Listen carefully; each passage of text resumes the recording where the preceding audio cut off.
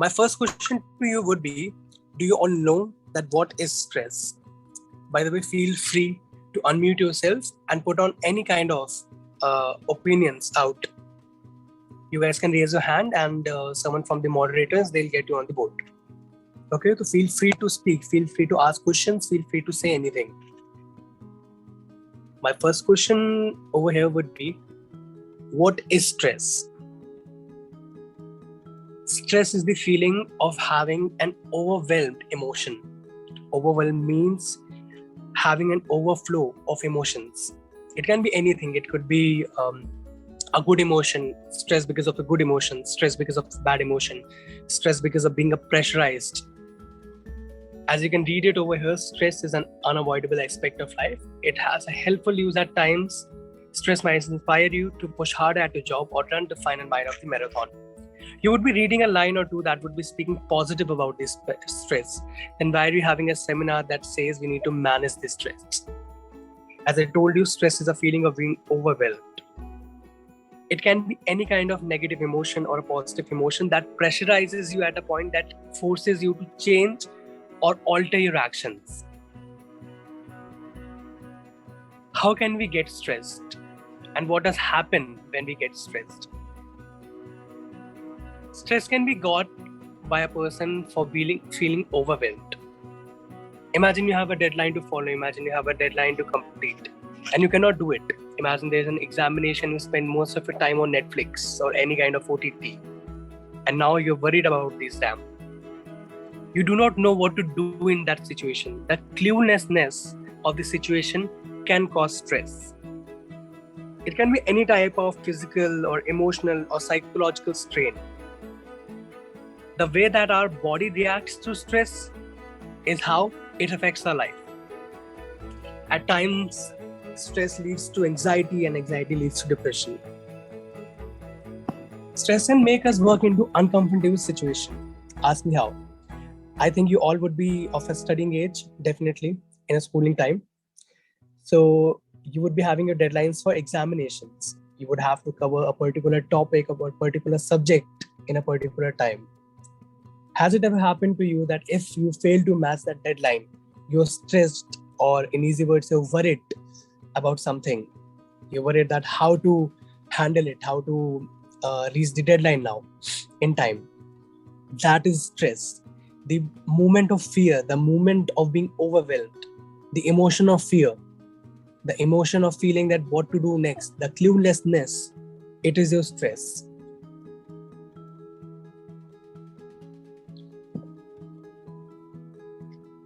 Now, main type of stress, as you can read it, it is uncertainty and fear. It is perception and attitude. It is expectations that are unrealistic and change. I'll be explaining all of these. Starting off with uncertainty and fear. Uncertainty and fear means, as I told you, the word cluelessness. You do not have the idea of what is going to happen. You do not have the idea of what is happening around you. Has it ever happened to you that you do not know what is happening around? Sometimes it juggles in the mind that you say, yaar, kya ho raha hai life mein? That has happened to you. I can take it as a yes. You did not prepare for your exam. The next day you are having an exam to take. How will you write it? What will you do? What will happen after the exam? The uncertainty of what you will do and the fear of the consequences. Uncertainty and fear means the continuous thinking about a situation and its consequence. Continuously thinking about what is going to happen and fearing from that. That is one kind of stress of uncertainty and fear. Perception and attitude. Imagine you being in a room full of strangers. Imagine you being in a room full of strangers and over there you go and you have to talk to people. You would be having an idea of what those people would be thinking about you, and you would be thinking about it continuously in the case that thing matters for you, that thing bothers you. You would keep your perceptions about people. And attitude. The way you talk to them, the way you lead your life, your attitude towards doing things, that can lead to stress too. I'll explain in the further slides about it. Expectations that are unrealistic. Now imagine there's a student. Everyone has a bar. that they have to match.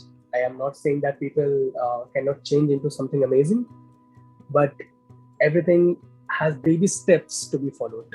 Imagine there is a student which is average, and one day they get so motivated by a video or by a friend or parent or teacher or any sort of thing, and on the very next day they decide to study well, and they decide that the way I have not studied the whole semester, the way I have not studied the whole year for this, I will be a topper with the very next day. You keep on having unrealistic expectations when you are very motivated, and definitely at times you're not able to match them because of realism, as it would make sense. That thing can lead to stress, having unrealistic expectations. Change, a very big part of stressing out. I think that is the biggest part, the major most part for me. How does change lead to stress? Change could be of any type, especially the environmental change lead you to stress. It could be anything. Imagine studying with your friend for whole of the semester or half of the year, and then suddenly your friend moves out to someplace else. You would be stressed. You would be thinking about it, and definitely your efficiency for the subject that would decrease because of that. Any kind of physiological, psychological, environmental, physical, any kind of change that leads you to think about it, that changes the ambience, can lead you to stress. Now the question arises that so many types of stress out over there, how to fight them? What are the effects of stress? Can they stay in our body? Can they stay with us for a long term? Can we fight them anyhow? Well, these are the very ill effects of stress, as you can read. Depression, high blood pressure, abnormal heartbeat, hardening of the arteries, heart disease, heartburn, ulcers. You would be reading all of these and you would be thinking that these are all biological effects of stress. And your biology is directly linked to how you would respond to situations, to how you would be productive. So not just the health of yours, it is also your productivity that is going to be affected by the stress. Tips to manage stress. I think the part for which you all have joined the webinar. How to manage stress. What to do if I feel stressed, if I'm in a particular situation, or I'm stuck somewhere, or I'm examining a change right now. How to help it. Manage your steps and manage your stress by these particular steps. Make a priority sleep. Okay, priority sleep. I think you would be hearing it from everyone who would be passing you on a remedy. Have a particular hour of sleep. 7 to 8 hours of sleep. How does sleeping help you? First of all, when you sleep. I have a doubt. Okay, yes. Hi, who is this? Please present your name. This is Anushka. Okay, Anushka. Hi. Anushka, okay. What? I'm sorry, but what class are you in? So I'm in 11th. 11th. Okay, great. So many times it's like when we have stress now we can't get to sleep. So then what we have to do at that time? Like many times you get sleep. You mean excessive sleep? No. When I'm saying is that like when we have stress now we can't sleep properly. Like हमें नींद नहीं आ पाती. Okay. Because of stress we can't sleep. What at that time what we can do? Yes, a very, very good question. Actually, I had a slide just for that. So I was saying that sleep to reduce your stress, and you asked me what to do if I cannot sleep because of my stress. Am I right, Anushka? Was that what you were asking? Yes, sir. Yes. So Anushka, it is a very common thing to happen. If you're stressed, you cannot sleep. And there would be times when your schedule that would be totally lagged down because of this. Because of not sleeping properly, because of being stressed, you would not be sleeping properly. What to do in that time? You have quite a few remedies for that. Have you heard about the Tibetan bowls? Sir, can you please repeat? I can't hear properly. Tibetan bowl. No, sir. What is that? Okay. Yes. Everyone, you can write it down somewhere. It's Tibetan bowl. Tibetan as from Tibet, and bowl as in a bowl. So there are videos and audios of Tibetan bowls on Apple Music, Spotify, YouTube, everywhere. Plug in your earphones and listen to it. Try to lose yourself to it. I know this is not as easy as it sounds. But when you will start listening to it, it will align all your chakras. It will align all your thinking, all your directions at once. Try listening to it. Notice one thing, that you can listen to Tibetan bowls. Secondly, before sleep, talk to someone. If you're stressed about a particular thing, there would be situations when you cannot talk to any person about your stress, about the topic you're stressed about. But try to talk to someone about the stress. If you're stressed because of the examination, call a friend. Just tell them that you're stressed about it, that you're worried about it, what to do.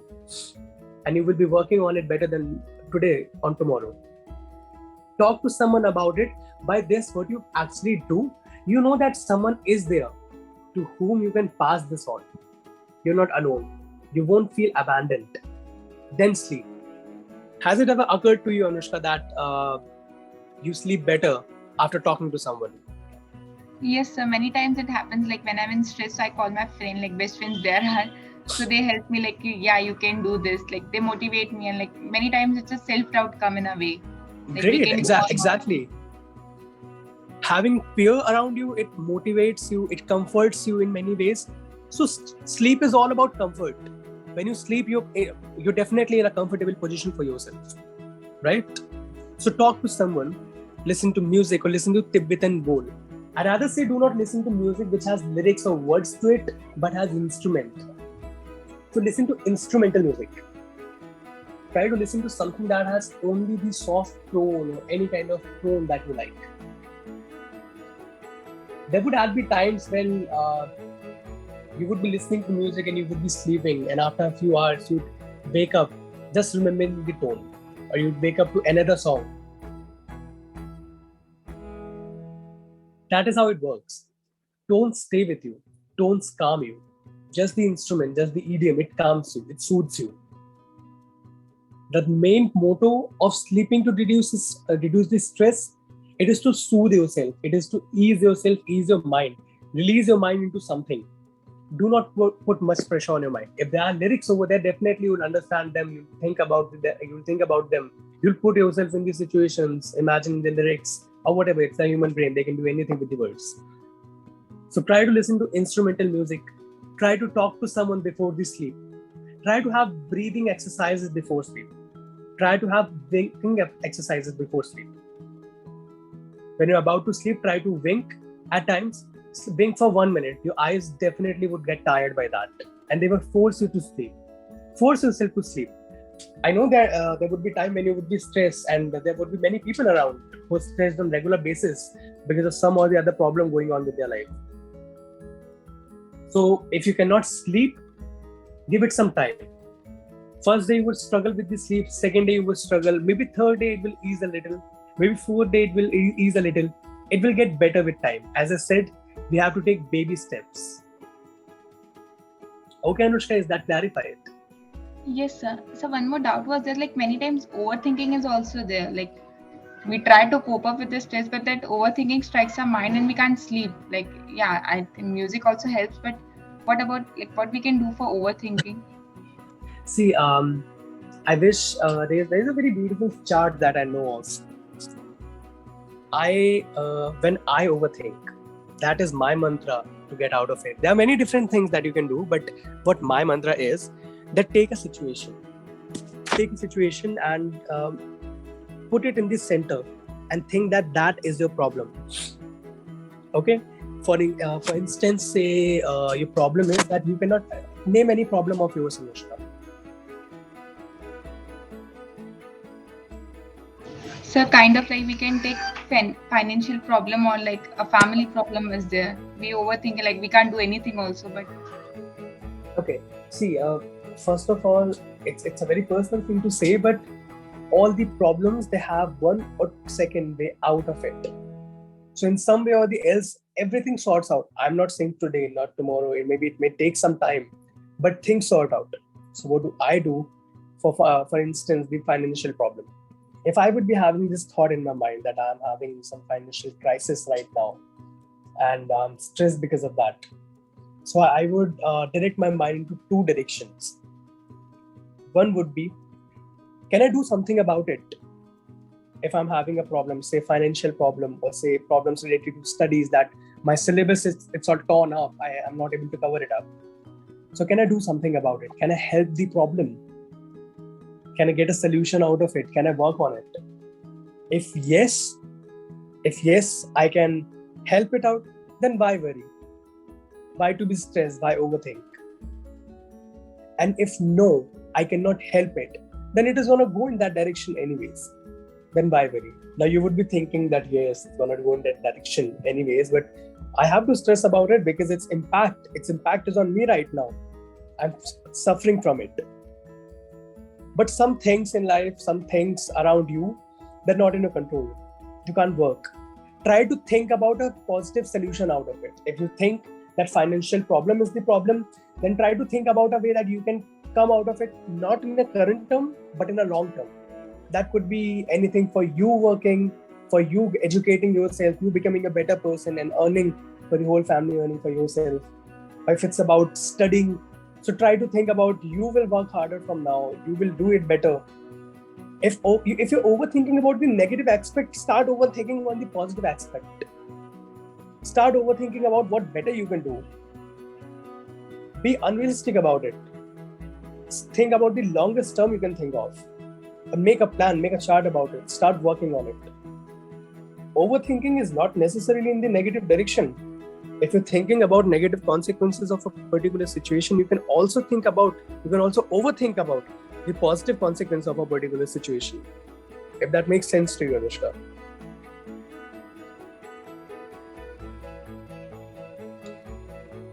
Anushka?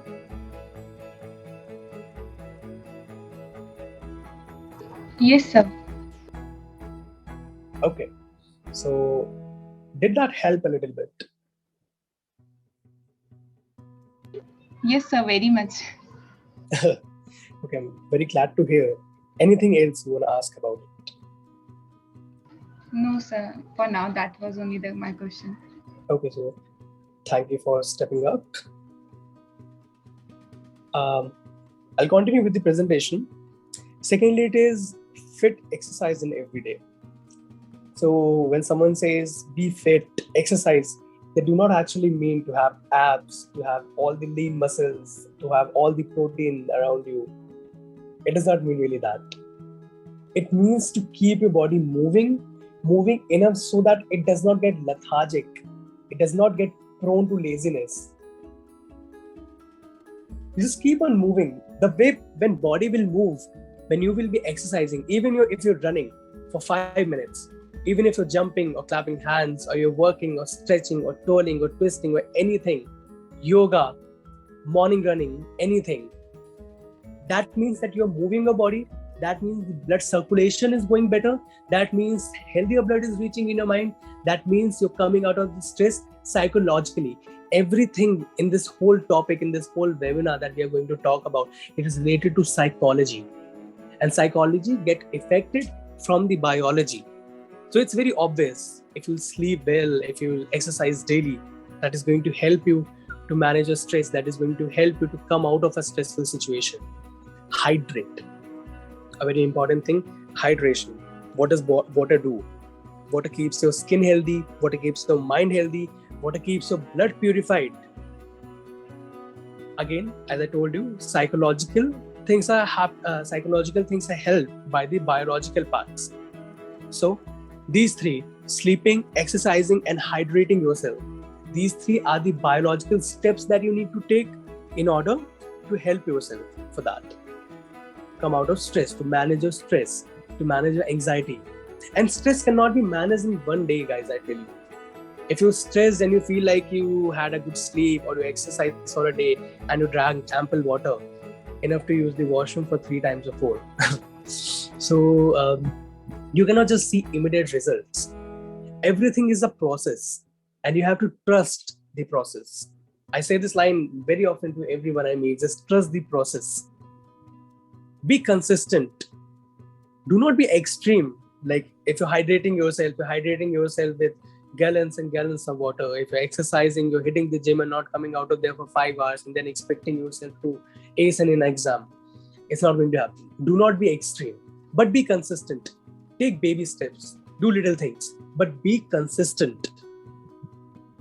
Again, using a planner. I think one time or another, every one of you would have made up a planner. She has raised a.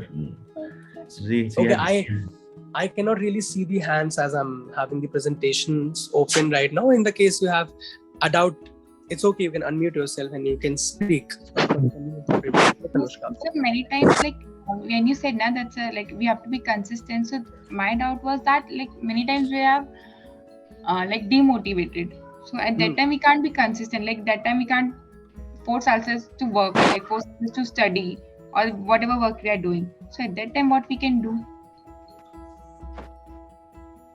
I am not certain if any kind of solution that I would provide to your query right now would help you, but I would give you a reality check, Anushka. I would understand everyone, because there was a time when I got it, and I think in everyone's life there is a time when people get it that no one is coming to save you guys.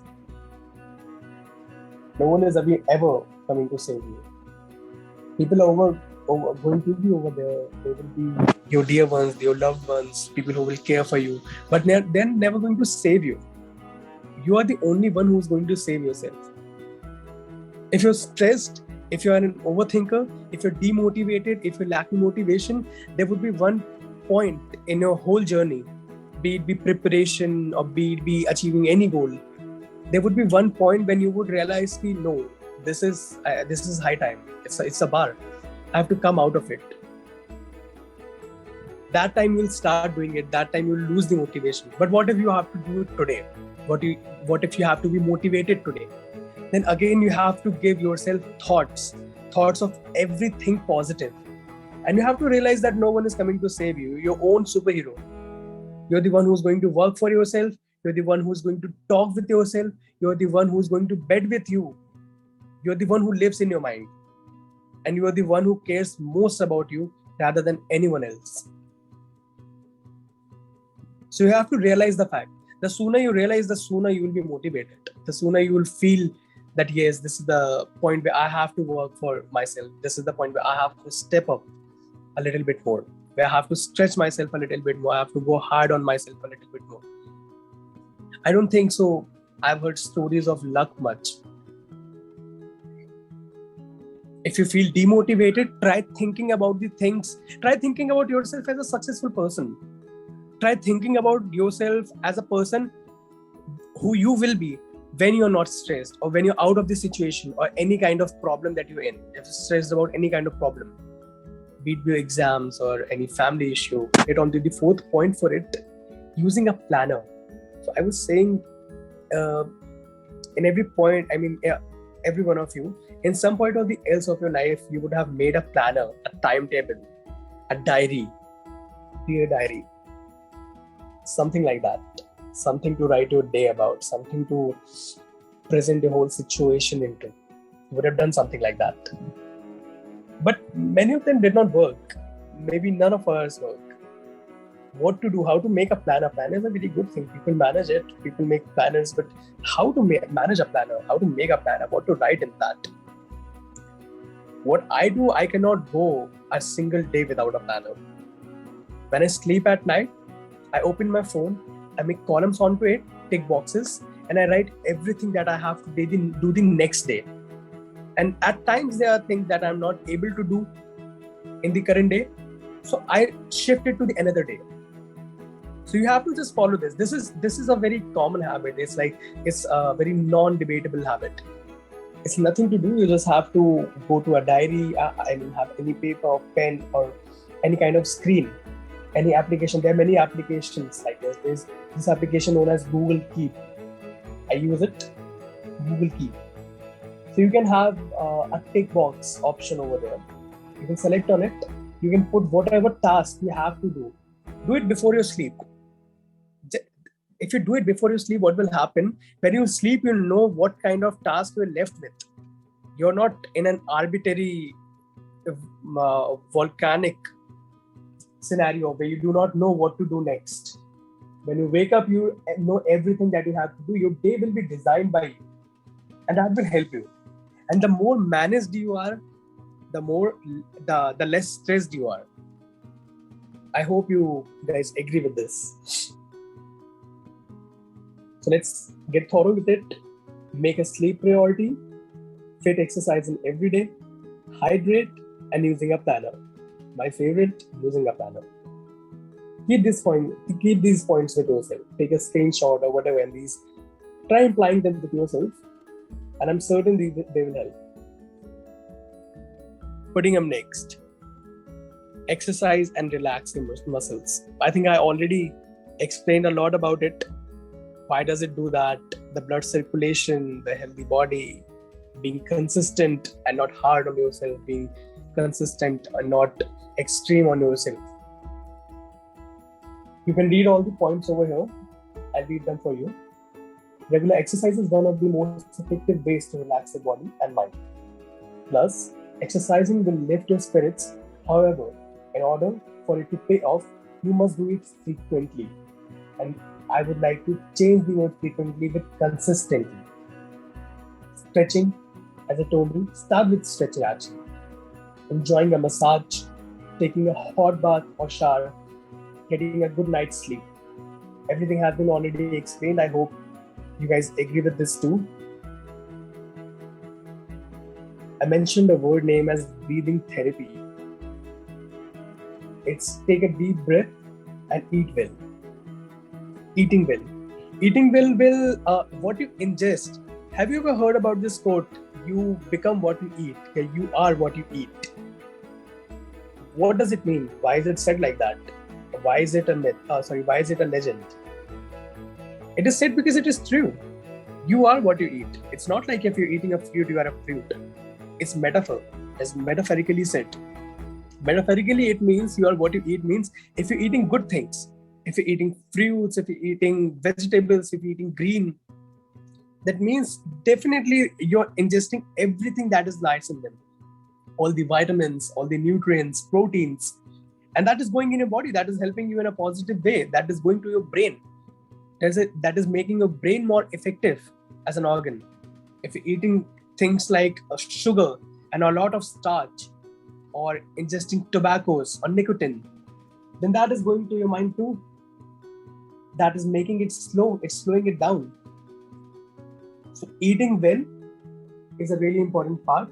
Eating well is a really important thing to do if you want to get out of stress.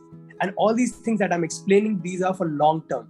You just cannot eat well one day, like you had a smoothie and you expect yourself to be stress-free the next day. No, you can't.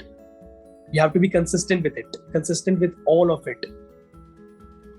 So it's written over here, 7 groups of stress-relieving foods: nuts, dairy, poultry, tea, vegetable, fruits, and carbohydrates. You can take a screenshot.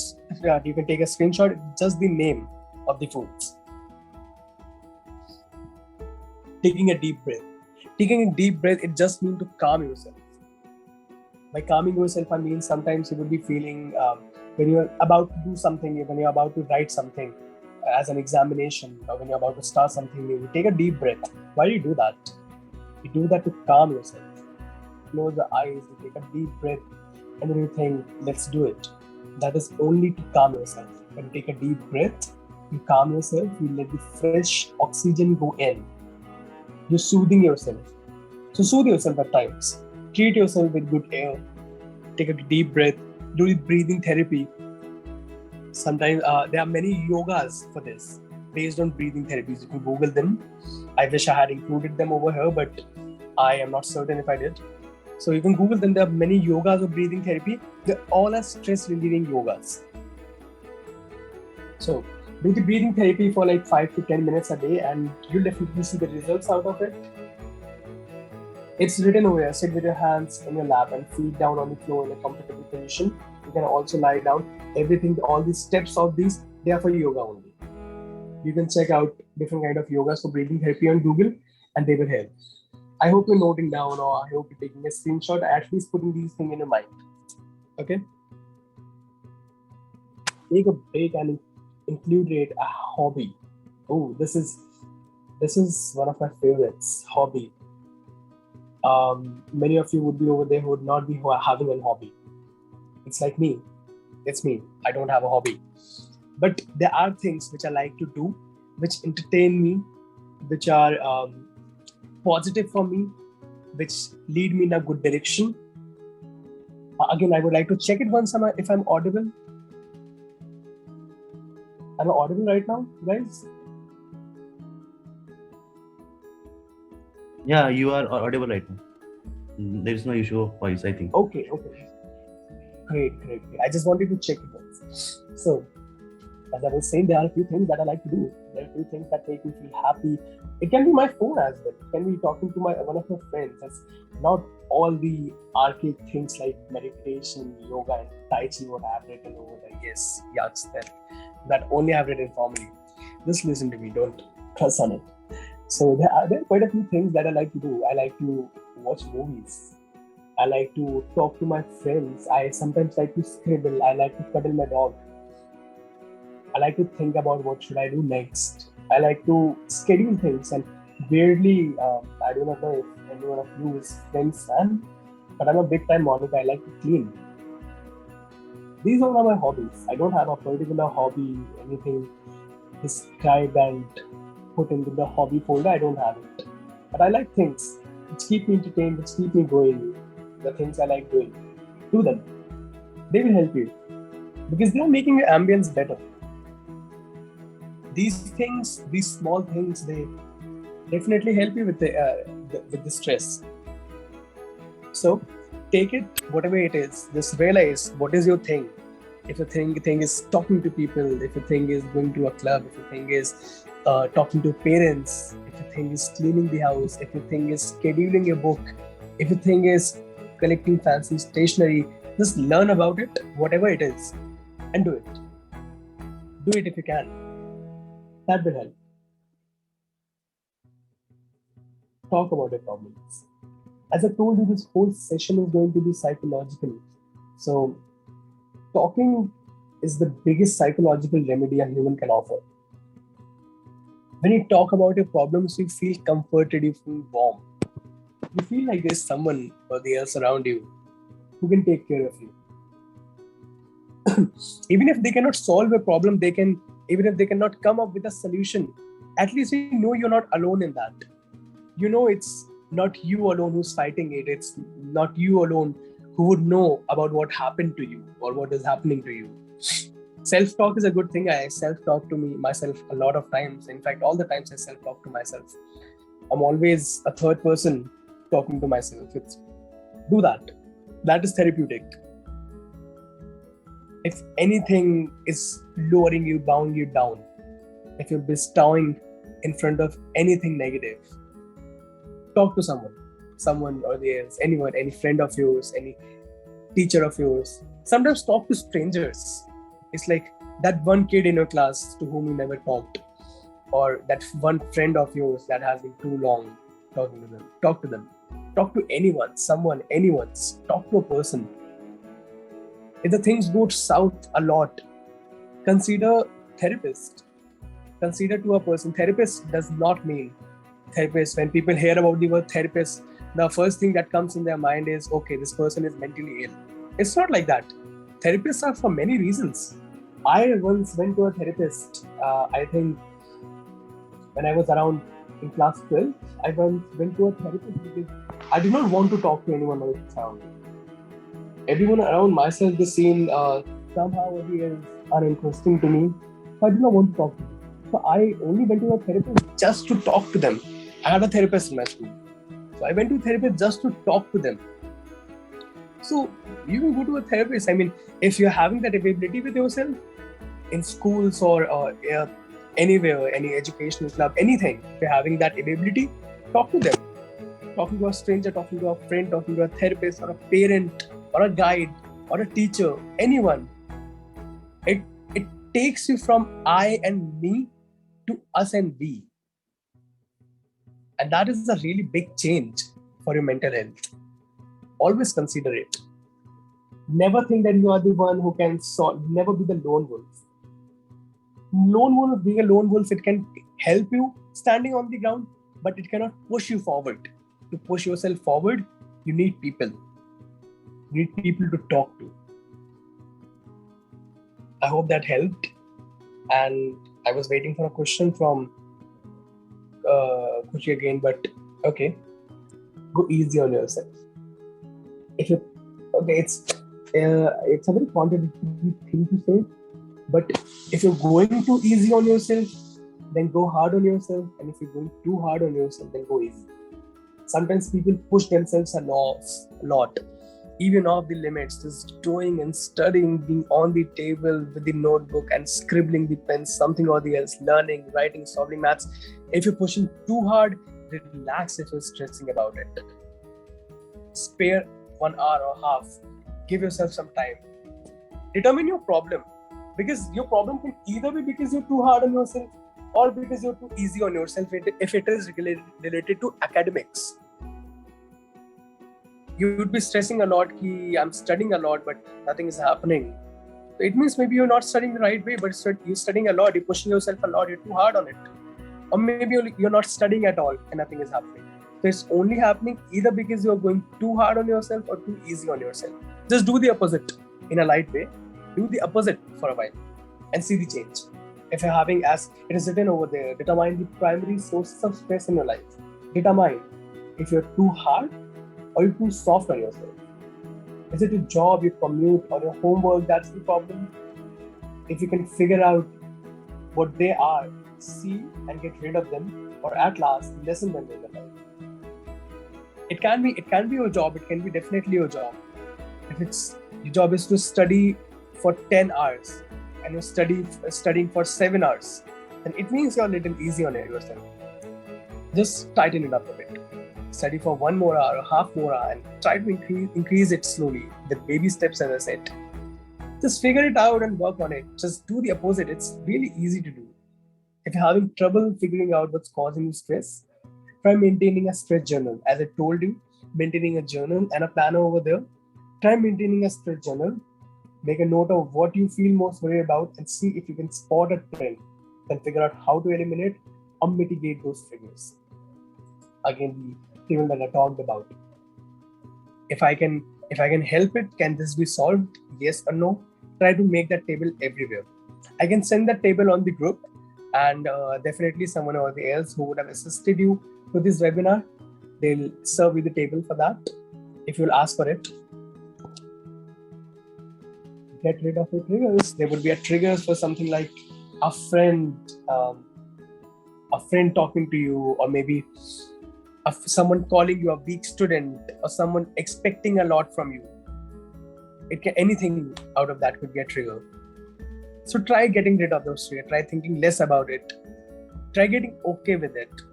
Try thinking of them just as words. Again, when I say try thinking, it might sound easy, but it's a very complicated process.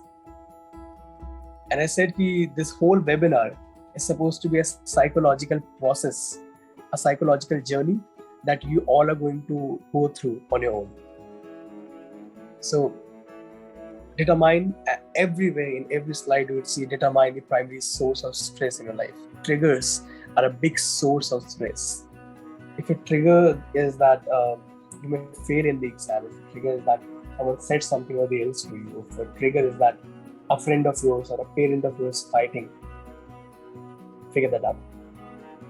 Learn that what it is, make a chart and understand how can you help it or you can help it not. So the final thoughts of this webinar is, I will not read this out because I think I want to hear the final thoughts from you. I want to hear the final thoughts from you all. What are your final thoughts? I think I'll return to the channel over here. I would like to know your final thoughts, Anushka. What did you learn? What did you conclude? So I think this session was very much helpful for me, like the way I can, like from starting from sleep to health, like from eating habits, and so from healthy habits. And so this session you was talking about, it was also very much helpful. I think I'll control, like how to control my triggers, like how to control my overthinking, and to stop triggering me some thoughts. Okay, that's great. That sounds really good. I'm supposing that you would not have heard, honestly, being honest, you would not have heard anything in this webinar that you don't already know. You already know it all. Everyone knows it all.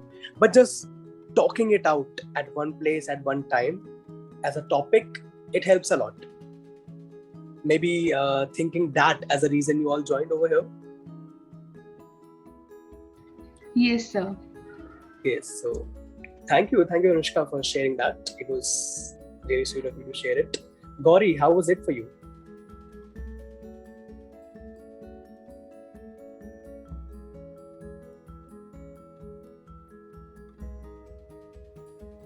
Gauri says, I think I learned that I need to connect myself. I need to connect with people because I kind of keep troubles to myself. Oh, Gauri, this is no. You should never do that. Keeping troubles to yourself. As I said, lone wolf can keep you standing at a point, but it cannot make you move forward. Being a loner, yes, you can stand at a point, but there would be people who would be having support of other people, who would be communicating with people. And this is very nice for your future too. If you can communicate about your problems, it means you can communicate about your happy moments, about every kind of emotion of yours. Communicating about your problems and excel your communication directly. So Gauri learned that she needs to talk to more people about her problem. She needs to talk to people briefly about her problems, right? It's difficult to talk out to people when it's your own personal issues and you can't say it out loud. You don't have to say it out loud, Gauri. There are people around you. There would be someone or the else at times. Have you heard of the word empathy? Yes, empathy. You guys can type empathy. What is the difference between sympathy, empathy, and apathy? If anyone can explain it. You can unmute yourself, Gauri, it's just in case. Not really sure. Okay, I'll explain. Sympathy and empathy are kind of same. Sympathy would be knowing the feeling of kindness or the feeling of awareness for someone, right? Sympathy is a very common word everyone would have heard about it. It means you are trying Your voice is not. Your voice is little bit breaking. Okay, is it audible now? Am I audible now? Everyone? Yes, great. So, sympathy is the feeling of kindness or the feeling of sorrow or understanding someone else or between two people. If I sympathize you, that means I understand your situation and I am sympathetic. I mean, I'm kind towards the emotion. I am sorry for the emotion. Apathic, it means I feel that emotion. Sympathetic and which word did I just use? Sympathy, apathy. Apathy means I do not have any kind of emotion for that. I do not feel any kind of emotion for what your situation is. If you say, I am going through a hard time, I say I don't feel it. I don't care about it. That is apathy. And empathy and sympathy, they are two very similar words. Empathy means I also feel the emotion that you feel. If I empathize you, it means I can feel that. If you say that you're missing your home and I empathize you, it means I can feel the feeling. I know how it feels to miss home. In sympathy, we cannot feel it, but understand it. In empathy, we can feel it.